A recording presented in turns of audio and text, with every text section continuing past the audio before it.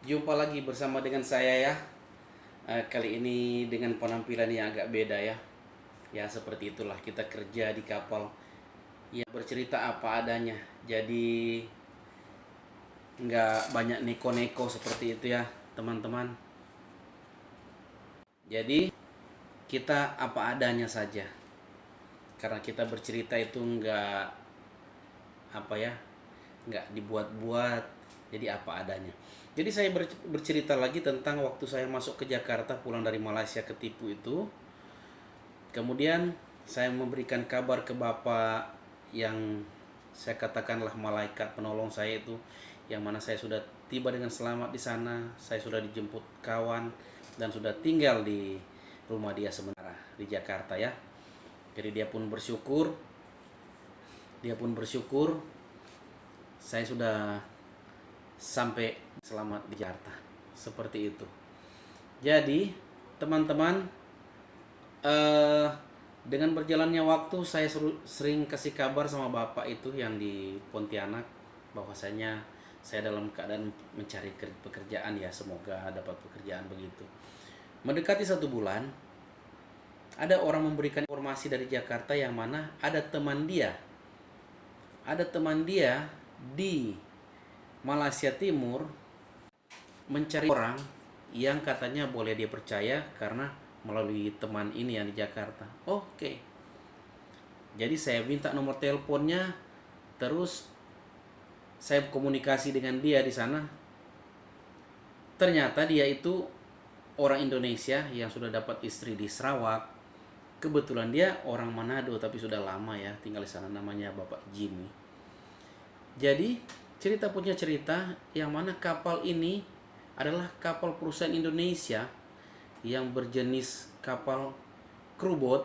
Crewboat itu kalau di offshore, crewboat itu adalah kapal kapal penumpang pembawa pekerja di rig, di pengeboran lepas pantai ya.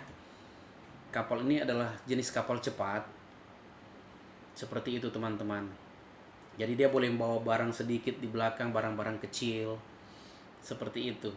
Jadi eh saya komunikasi dengan dia yang mana kapal ini punya perusahaan Indonesia yang sudah dijual ke perusahaan di Dubai, di di daerah Arab ya, di Dubai, UAE, United Arab Emirates. Saya bilang, betulkah cerita seperti ini? Oke, iya betul. Karena saya sebagai keagenan juga di situ, jadi saya mengatakan yang sebenarnya, kata dia. Oke, saya bilang, jadi kira-kira bagaimana, bro? Oke, seperti ini. Ya, kita cerita fair-fair aja. Dia bilang dia punya cas sekian ya, sekitar waktu itu casnya sekitar 3 juta.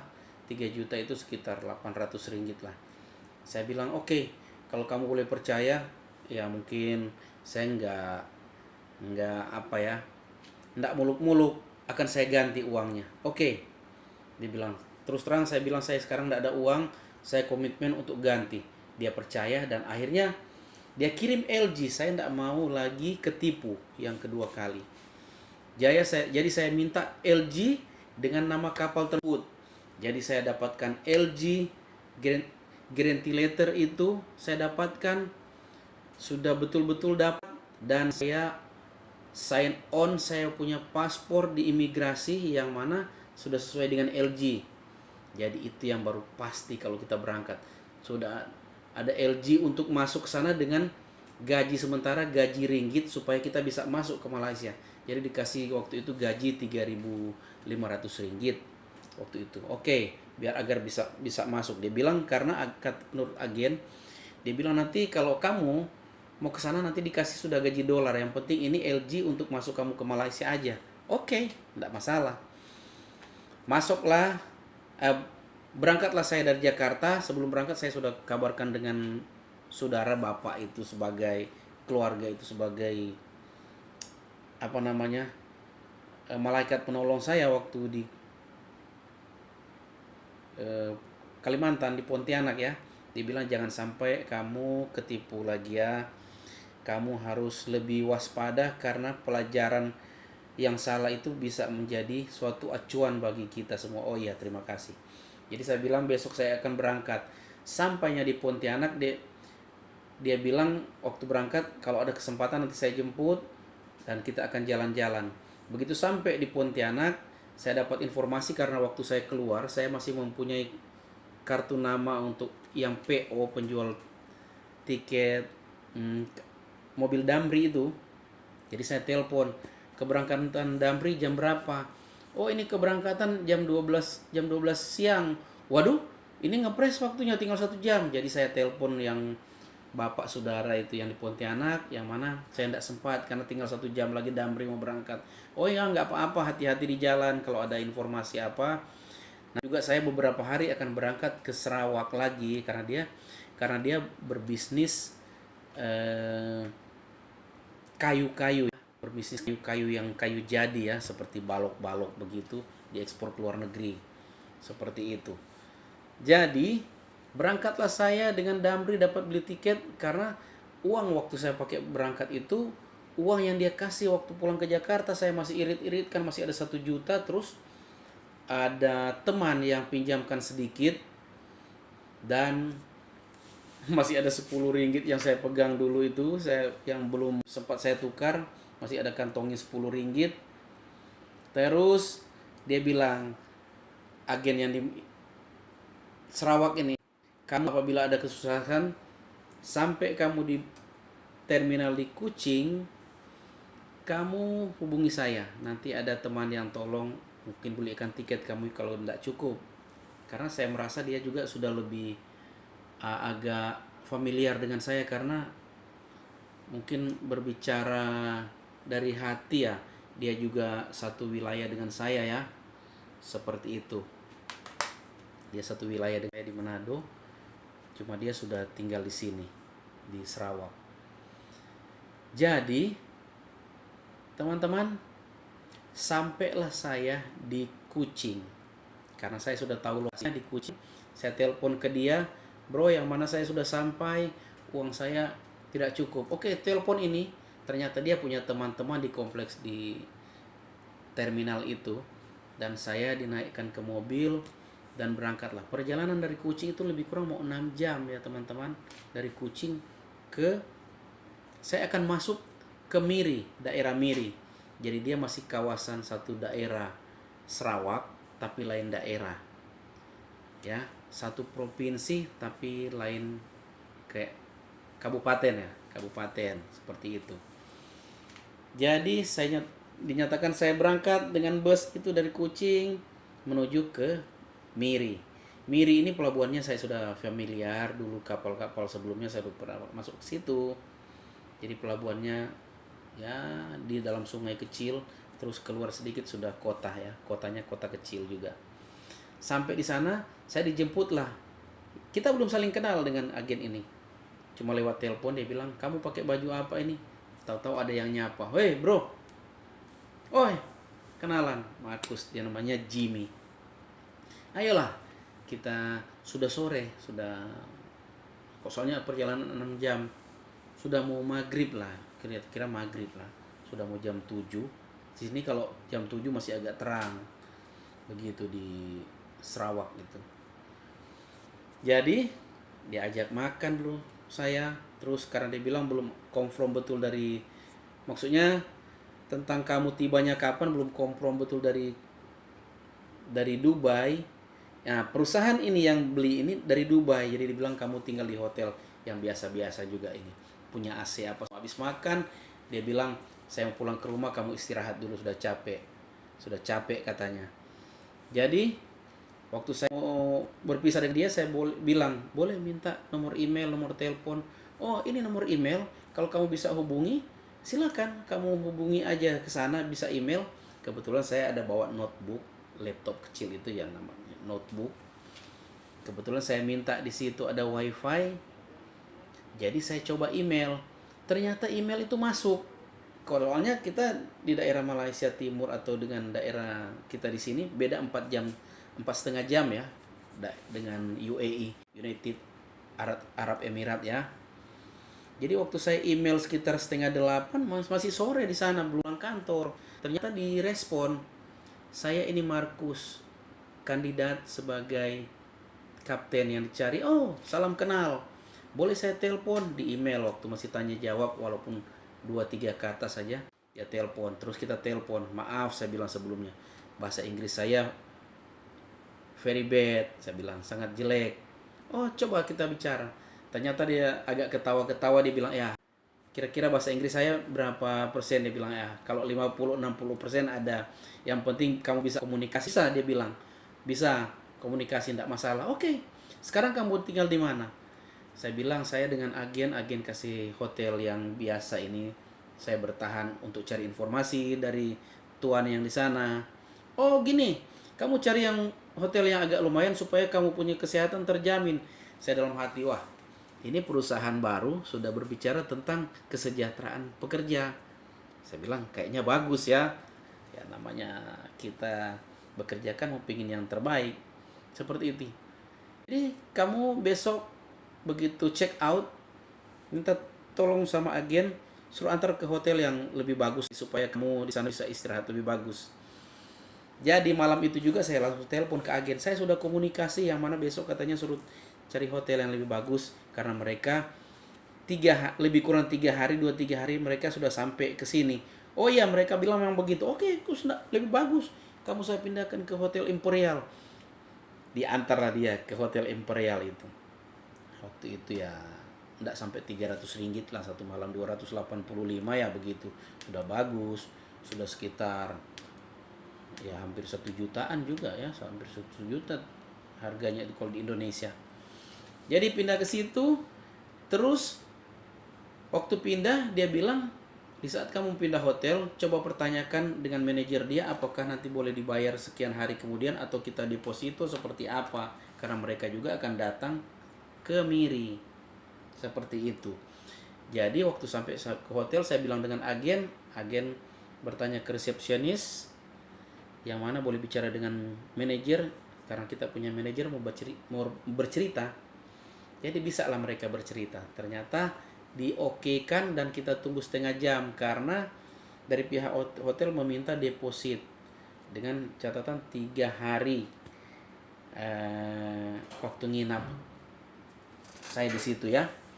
Jadi di ACC saya tunggu setengah jam, tahu-tahu resepsionis sudah bilang yang mana uang deposit sudah masuk dari Dubai, sudah membayar hotel itu.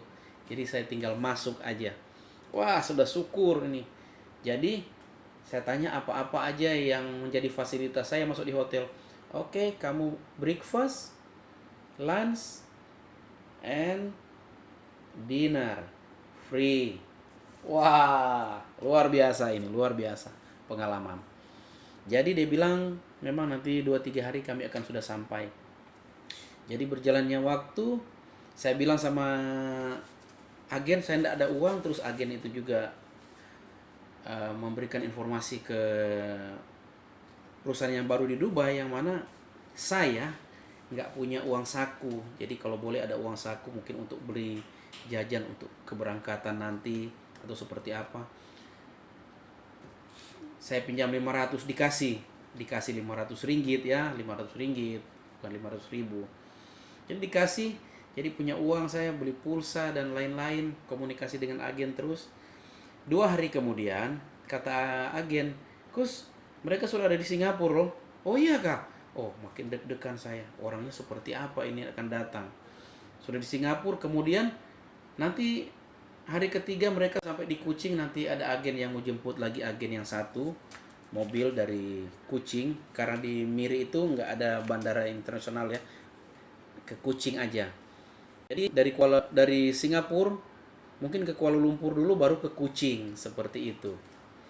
Jadi pada hari ketiga agen sudah datang menjemput, dia bilang yang mana mereka sudah sampai dan kamu turun untuk berkenalan dengan mereka. Waduh, deg-degan ini, tas masih di atas, masih di hotel ya.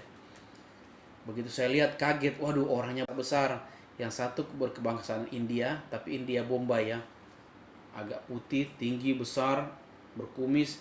Yang satu orang bule, orang Inggris, berkenalan. Mark, yang manajer yang itu Mr. Andrew, Yang big bossnya Mr. Oakley. Ya, berbicara, mereka juga mengejar waktu ya, kita ikut aja, mereka punya waktu. Jadi kita pergi makan-makan, terus katanya begini, kita mengejar waktu ya, Cap, jangan sampai makin lama sini makin banyak dia punya cost ya, pengeluaran. Jadi abis makan sudah komunikasi dengan kantor Jakarta yang mana owner yang pembeli sudah datang dan orang kita akan menuju ke kapal. Kami ke kapal tengah hari, sampainya di sana. Kru kapal itu masih ada semua dan mereka kaget, akhirnya kita kenalan-kenalan. Dan waktu mereka datang dari Dubai itu mereka 4 orang. Ada Mr. Oakley, Mr. Andrew dengan kapten kepercayaan mereka di perusahaan itu yang sana, orang Sri Lanka, terus chief engine dari orang Filipina tapi sudah orang lama juga chief engine-nya. Seperti itu. Jadi mereka 4 orang. Kita langsung ke kapal, langsung handover. Hari ketiga itu. Sorry, jadi waktu rencana keluar mereka bilang kamu check out aja karena kita langsung mau ke kapal. Jadi saya ambil tas, check out, kita pergi makan dan ke kapal. Sampai kapalnya masih bagus. Kapal Indonesia dari perusahaan Barunaraya Logistik. Nama kapalnya Poksai. Kalau mungkin ada teman-teman pelaut yang melihat video ini, mungkin ada yang mengenali kapal ini, ya itulah kapal yang saya bawa ke Dubai ya, waktu dijual. Jadi, begitu kita handover, mereka sudah diarahkan dari perusahaan Jakarta rupanya. Begitu handover, mereka langsung angkat barang semua, sudah siap berangkat dan tinggal di hotel. Jadi kami berempat ini tinggallah di kapal situ, bertiga.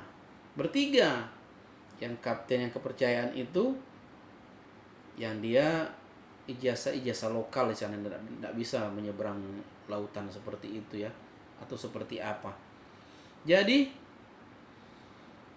dengan KKM, jadi kita bertiga. Jadi big boss ya, maklumlah big boss tidak mungkin tidur di kapal, mereka tinggal di hotel. Jadi handover semua, cara start mesin, cara manuvernya saya videokan semua. Ini power steeringnya seperti ini, Cap, manuvernya seperti apa. Mesinnya besar. Satu mesin itu 1500 PK ya, horsepower. Dia ada 3 mesin.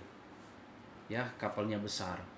Jadi handover semua, kita ambil alih dan ternyata kru tambahannya ini ada ditambah dari kru Indonesia melalui broker, mereka kasih masuk lagi. Jadi kita berangkat kalau tidak salah ada 10 orang ya. 10 orang ya. Jadi yang pasti saya sudah kenal dengan 2 orang yang pertama ini, sudah komunikasi walaupun bahasa Inggrisnya pas-pasan saya, tapi bisa untuk dalam pekerjaan. Jadi tidak malu-maluin amat gitu, seperti itu. Amat aja nggak malu masa. Ya teman-teman, seperti itu. Jadi hari kelima krunya sudah terkumpul dan kita mulai prepare. Karena kapal kita dia punya bahan bakar hanya sedikit, hanya 40 ton, itu nggak cukup sampai ke Arab.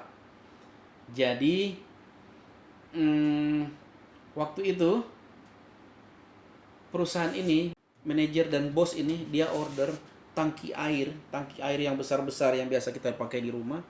Itu tangki air yang besar-besar ukurannya 500 liter ya kayaknya. Itu ada sekitar 18 unit, taruh di belakang kapal, kan kapal kita panjang, kosong di atas itu kalau kru boat. Minyak ditaruh di situ. Jadi berangkat supaya minyak ini dengan cukup, dengan catatan kita di dalam perjalanan itu setiap 24 jam kita matikan mesin, ganti satu mesin. Jadi selama 24 jam kita hanya menggunakan satu mesin.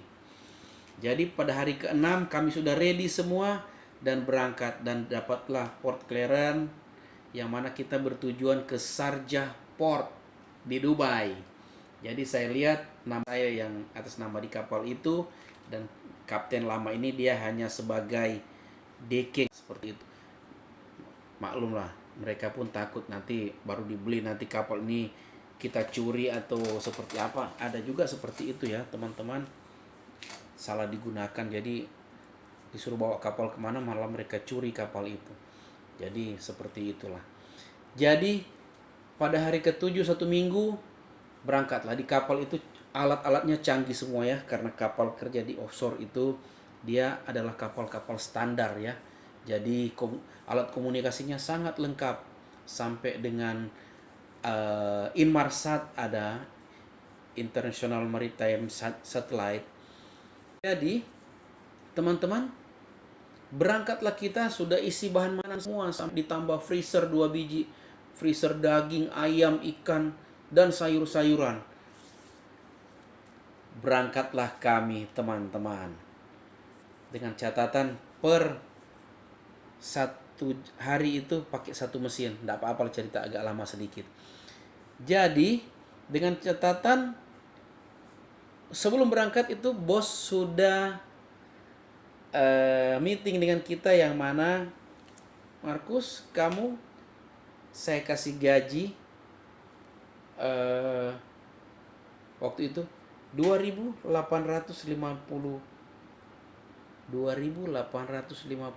US dollar. Wow, ini amazing, mengagumkan. Jadi teman-teman, kita kembali sedikit, sudah meeting. Jadi dia sudah cerita tentang gaji saya segitu. Nanti gampang lah kalau sana cerita bonus apa, yang penting kapal ini kamu bawa dengan selamat, kita tiba di sana dengan selamat dan aman. Teman-teman, nanti saya cerita selanjutnya tentang perjalanan kami yang begitu heboh. Kami akan menyeberang Samudra Hindia, jadi melalui Selat Melaka, melalui Aceh. Kami dikejar oleh bot nelayan, mungkin perampok di daerah Kepulauan Nicobar ya. Nanti saya ceritakan itu sampai kami tiba di Dubai. Ini cerita seru yang lebih menarik, yang uang yang saya dapat dari company ya. Teman-teman, cerita ini sangat menarik ya teman-teman. Jadi ikuti terus cerita saya ya. Ikuti terus, karena dalam perjalanan ini kami akan ceritakan suka duka kami menyeberang Samudra Hindia. Samudra, teman-teman, bukan cuma selat. Enggak, samudra yang kami menyeberang ke sana. Perjalanan kami 29 hari. Ikuti terus video saya ya. Jangan bosan-bosan, karena cerita selanjutnya ini lebih menarik lagi teman-teman ya. Jangan lupa di subscribe atau di share ke orang lain. Ingat, tekan tanda loncengnya apabila ada video terbaru. Kamu yang lebih dulu mendapatkan notifikasinya ya. Selamat mengikuti teman-teman dan saudara-saudara dekat atau yang lain-lainnya. Jangan bosan-bosan ya. Semoga channel saya lebih maju lagi. Sampai jumpa lagi.